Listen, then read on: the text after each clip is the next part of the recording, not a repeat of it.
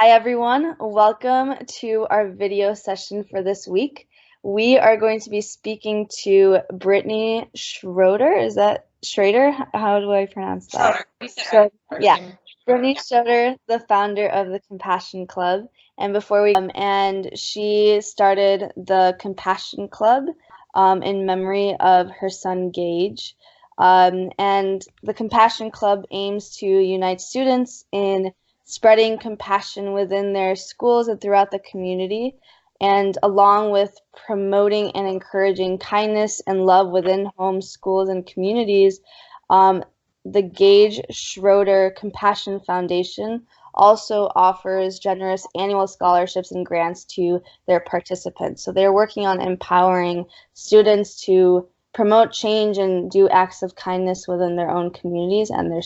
So in May of 2017, my husband and I, we lost our 14-year-old, almost 15-year-old son, and he was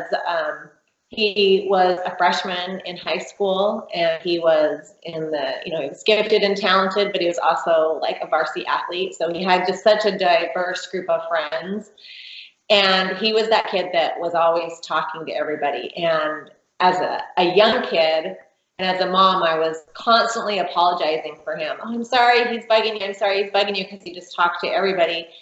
And that ended up being like the greatest gift for so many people, because he was just, he was just very intuitive of other people, and was always just, he was a friend to all.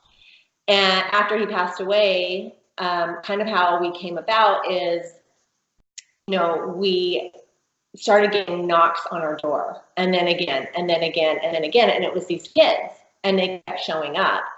But backing up a little bit, before that, after he passed away, we started getting all these letters, hundreds and hundreds of letters from people who he had impacted, how he had talked to them, how he had, helped them, served them.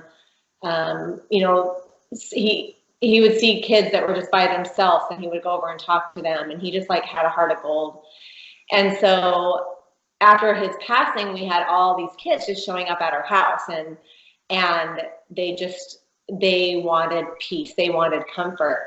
And we could see that they were struggling. We could see that they didn't have the coping skills. We could see that they were just lost. A lot of them started turning to drugs and alcohol, and they couldn't process the pain of losing not only a friend, but just like this light in their life.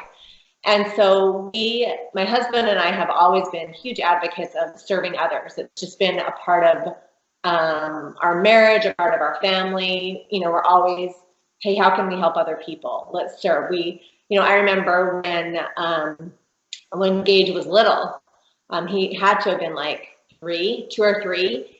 And I wanted to teach my kids the importance of serving others, but I had a baby and then a 3-year-old, and I just looked for opportunities, and I signed up to do Meals on Wheels, and I would load up my stroller with all this food, and we would go around and deliver food to the elderly or people who couldn't leave their house. And it's just always been something very important that I want in my life, but I wanted to teach my children too. And so after his passing, we could see that these kids were struggling.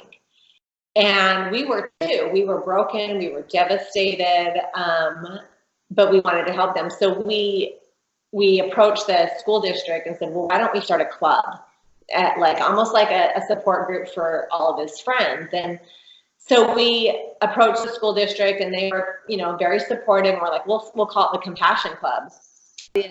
So he's asking, how do you convince the parents to have their children be a part of the Compassion Club? Only because, especially in India, the parents send their students straight to employment after school or after they've completed schooling. So how do you manage that transition?